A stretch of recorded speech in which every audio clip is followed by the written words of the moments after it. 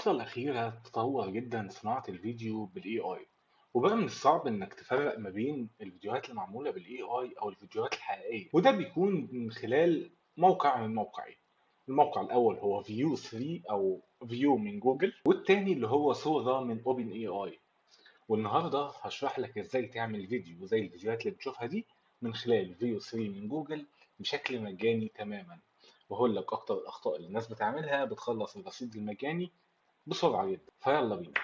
أول حاجة هتخش على اللينك اللي أنا هسيبه لك في أول كومنت، وهو هيفتح لك الصفحة دي. هتدوس هنا كريت وذ فولو، هيقول لك تسجيل الدخول بجوجل بأي إيميل جيميل عندك. هتدوس هنا أوكي، وبعدين التالي تنزل تحت كده عشان تبقى قريت وبعدين متابعة. كده فتح معاك، هيديك 100 كريدت مجانا تقدر تستخدمهم. هندوس هنا مشروع جديد. طيب دلوقتي بس هشرح لك حاجة بسيطة جدا لازم تفهمها قبل ما نبدأ. انت عشان تعمل فيديو هو بيديك هنا خيارين.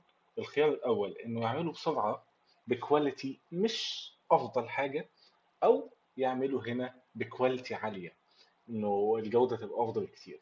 لكن لما بتستخدم هنا الهاي كواليتي دي بيخلص لك ال 100 كريدت بتوعك كلهم مرة واحدة.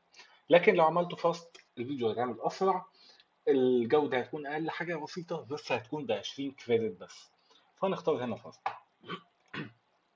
طبعا لازم يبقى عندك خبرة شوية في كتابة البرومبت الاي اي، فالموضوع يعني عشان تطلع فيديو محدش يقدر يفرقه بينه وبين الحقيقي، فلازم محتاج شوية ممارسة.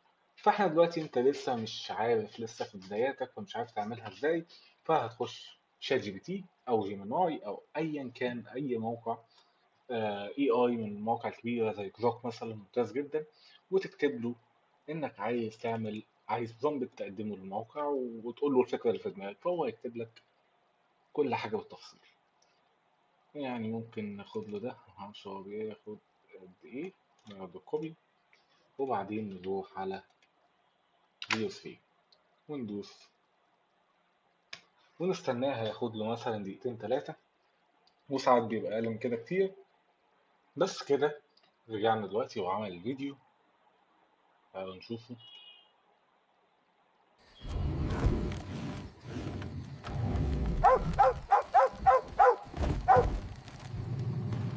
بس الغلطة الوحيدة اللي موجودة فيه أو اللي أنا شايفها يعني إن الكاميرا بتتحرك فده مش منطقي شوية.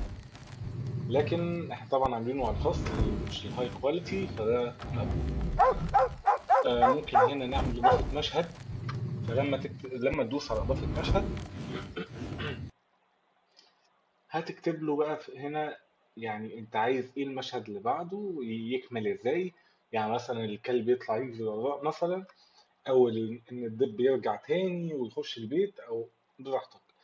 ودي طبعا بالطريقة دي أو الأسلوب ده اللي ممكن تعمل منه فيلم قصير أو فيلم بالإي آي بالكامل.